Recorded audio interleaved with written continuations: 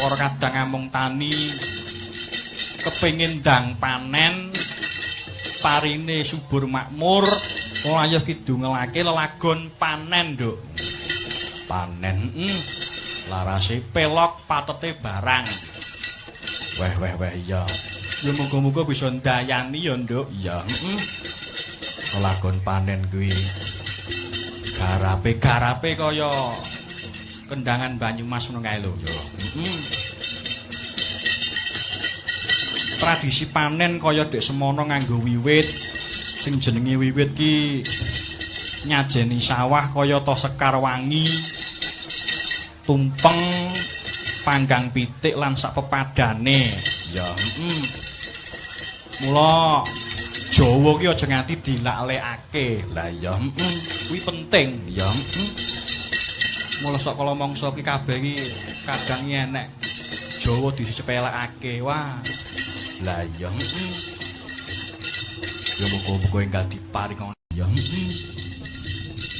ya muga-muga enggal diparing ana eling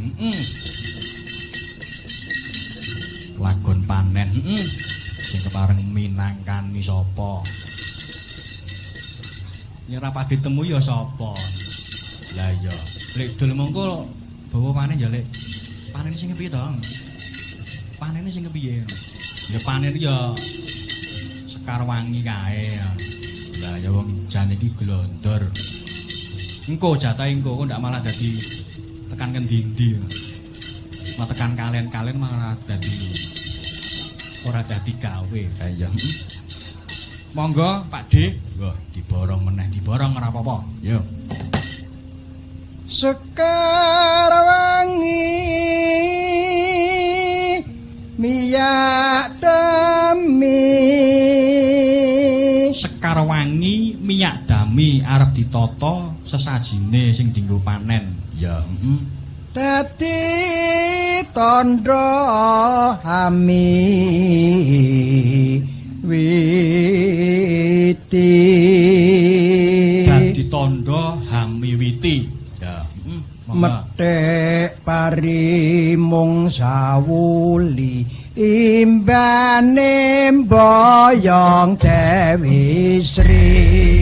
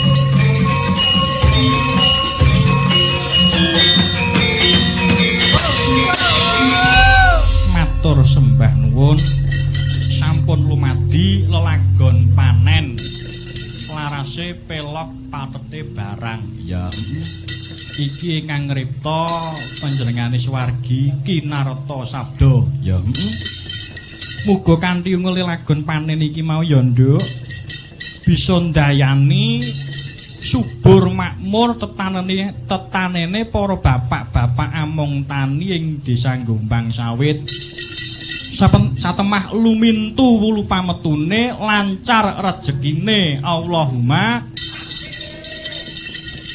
nduk apa iki